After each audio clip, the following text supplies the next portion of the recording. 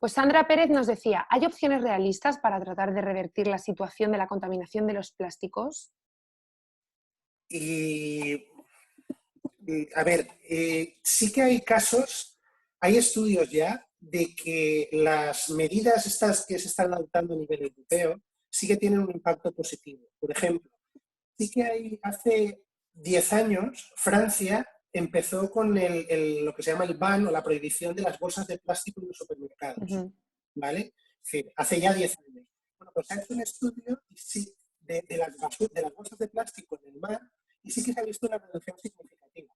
Se corta un poco, Jesús. ¿Eh? Se corta un poco. Ahora. Bueno, quería decir que sí que hay estudios. Ujú. Estaba comentando que en Francia, por ejemplo, hace 10 años se estableció la prohibición de bolsas de plástico en los supermercados Sí, y eso se ha lo hecho hemos. ahora y sí que se ha visto una reducción significativa de las bolsas de plástico en el mar. Ujú. Bueno, Vale. algunas de las medidas sí que tienen su resultado. El problema de esto es lo de siempre, hay que ser constante, además de ser constante, nuestros gestores, nuestros políticos tienen que ser conscientes del problema y mantener la financiación para estas cosas y no derivarla a otras cosas que puedan ser quizá que no puedan tener este efecto, ¿no? Entonces, digamos que sí, las medidas sí tienen su resultado, pero hay que ser constante. Y luego el principal problema de todo es el que comento yo siempre en las charlas y es, no voy a contar toda la historia, pero me impactó mucho un contador de población, ¿no?, que hay Muy bien. en el Smithsonian. Es decir, cada vez el mundo va creciendo, necesitamos, y aunque suene muy drástico, necesitamos un control de población. Sí. Hay países en los que dicen, no nace, aquí en España, por ejemplo, la natalidad ahora es muy baja. Necesitamos que nazcan más niños. No, a lo mejor lo que necesitamos es que venga gente de países donde la natalidad es muy alta y que nos ayuden y que vengan a trabajar aquí. Ujú. Por ejemplo, hay países como la India, China se hizo su control de natalidad, pero en la India el crecimiento poblacional es desorbitado, porque ahí hay cuestiones culturales, cuestiones religiosas, entonces el control de natalidad es mucho más complicado. En África, lo mismo. Entonces, necesitamos un control poblacional porque se está disparando y no hay café para todos y no hay espacio para todos y encima todos queremos tener un yate, una segunda residencia, yo no, pero mucha gente quiere y como digo yo, pues tener todos los botecitos de champú bien puestos y las pizzas envueltas en plástico y todo bien limpito, que se supone Sí. que el plástico en según qué países es todo limpio, ¿no? Pero bueno, digamos que hay esperanza. Hay cierto. Bueno, pues seguro que la hay. Nosotros la tenemos, por lo menos. Vale, Sandra. Ana nos decía, ¿cómo va la evolución de la biorremediación para tratar vertidos? ¿Se ha llegado a una opción viable y efectiva para poder usarlo como solución? A mí es que estas palabrotas de biorremediación, y fíjate, yo trabajo en verdad, eso de biorremediación, no sé, me parece un poco buscarle tres pies al gato. Las cosas, a ver, básicamente, ya lo hemos ido comentando a lo largo de la charla, ¿no?, las diferentes medidas que hay para ir eliminando pues, los plásticos o los microplásticos de nuestro uso diario y cotidiano, ¿no? El tema de eh, lo que hemos hablado de la cosmética o la higiene ecológica, etcétera. No sé si la pregunta va por ahí o va también un poco en plan a los contaminantes. Por ejemplo, ha habido algunos contaminantes que es extraño encontrártelos en animales, pero ¿por qué? Porque son animales longevos y los bioacumulan, pero que Claro. se han prohibido ya desde hace mucho tiempo, como en esa tortuga que encontramos DDT. No lo he dicho en la charla, pero lo digo ahora. Bueno, creo que sí lo he comentado. En una tortuga encontramos DDT, restos de DDT. Bueno, restos no, básicamente por el estudio de inferencias que hicimos, vimos que esa tortuga había acumulado DDT, ¿no?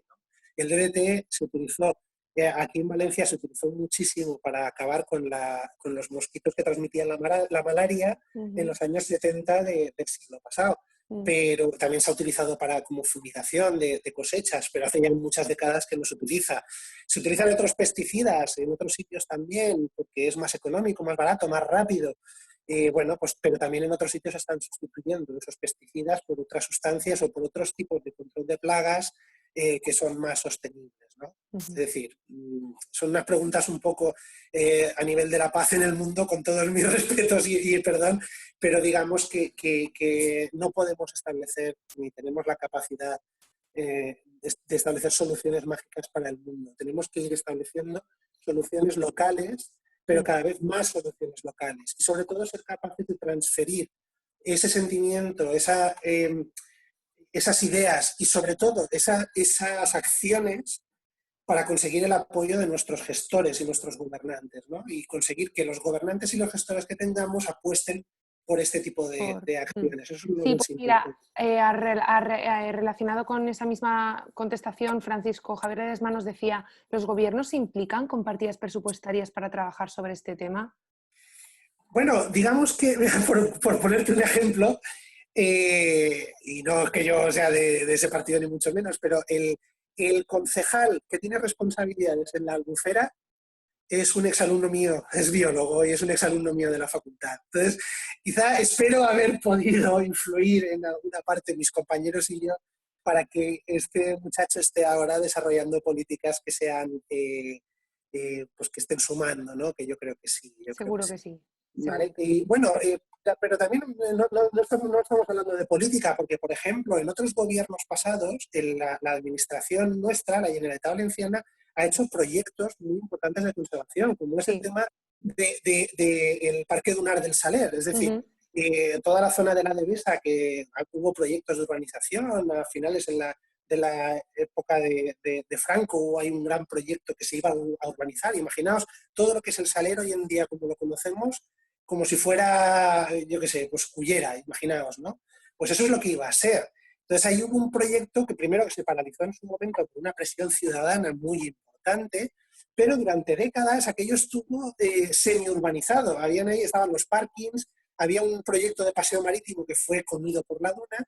Bueno, pues en los años 90, en la Generalitat Valenciana pidió un proyecto LIFE precisamente para restaurar todas esas dunas y llevarse todo el cemento de la playa, ¿no? Mm. Entonces, digamos que combinando las dos cosas, presión ciudadana y acción, digamos, de gestión, más que política, acción de gestión, sí que se pueden conseguir buenas cosas.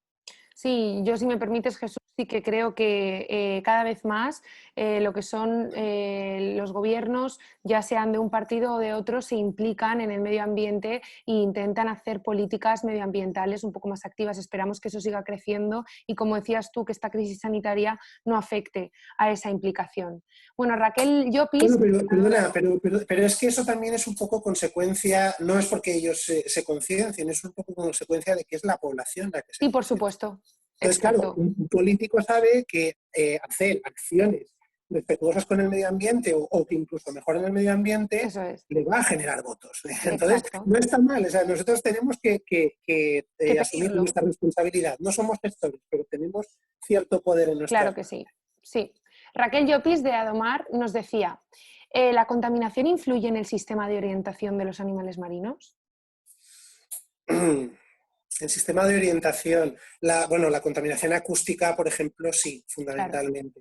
La contaminación química, digamos, no tanto. Yo lo que diría es que si hay problemas de salud ocasionados por contaminación química, obviamente, o incluso mecánica, por lo que hemos comentado del tema de los plásticos y tal, más que a la orientación, lo que va a afectar es a la locomoción de esos animales. Entonces, quizá un poco, o sea, más Ujú. ese el Muy problema. bien.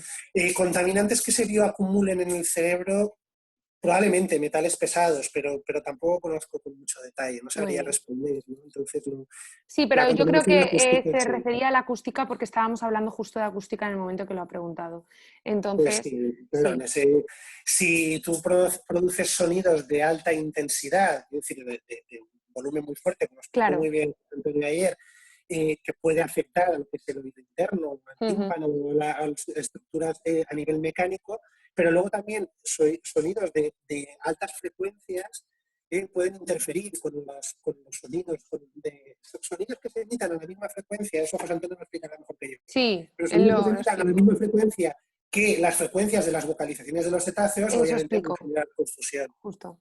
Bueno, Sara Molina nos decía, si encontramos palangres ilegales o otra pesca ilegal, ¿qué nos recomiendas hacer? Bueno, afortunadamente aquí en nuestras aguas está todo bastante más controlado. Y los Tranquilo. primeros que se preocupan de controlar eso son los propios pescadores. Cuando era alguien que está saliéndose de las reglas del juego, con lo que les cuesta a ellos, Ujú. lo primero que hacen es ir a tirarle de las orejas.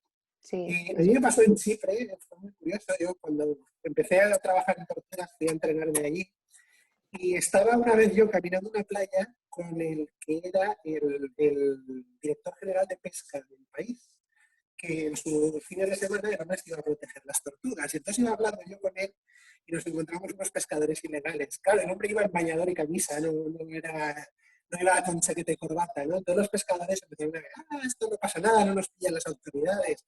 Yo riéndome, no sabía con quién estaban hablando, ¿no? Al día siguiente esos pescadores estaban en el puerto con la policía y confiscándoles sus redes, ¿no? A ver, aquí yo quizá a lo mejor la única pesca ilegal que se esté produciendo es la deportiva. Es decir, gente que esté o bien desde sí, costa o bien saliendo en sí, embarcaciones deportivas sin la licencia correspondiente. sí. ¿Vale? De todos modos, también hay que, ante la menor sospecha, lo que sí que se recomienda es no ser policías nosotros, ¿no? Porque nos podemos meter en algún problema. Exacto, muy Lo que hay que importante. hacer siempre, ante cualquier sospecha de cualquier ilegalidad, es avisar al 112 Eso y a que es. Y ellos ellos avisen a la ya, policía, la autoridad competente y que ellos se encarguen. muy bien. Nos pregunta Belén, ¿hay estudios sobre los efectos? ¿Hay estudios sobre los efectos que tiene la contaminación sobre los fondos marinos y las especies de flora marina? Bueno, a lo mismo que estábamos hablando de que los contaminantes se pueden adherir a los plásticos, también se pueden adherir a lo que es la flora marina, a la superficie de las algas y las fanerógamas, y aquellos animales que se alimentan de la flora marina pues pueden ingresar los contaminantes por ahí, sí, como no, obviamente.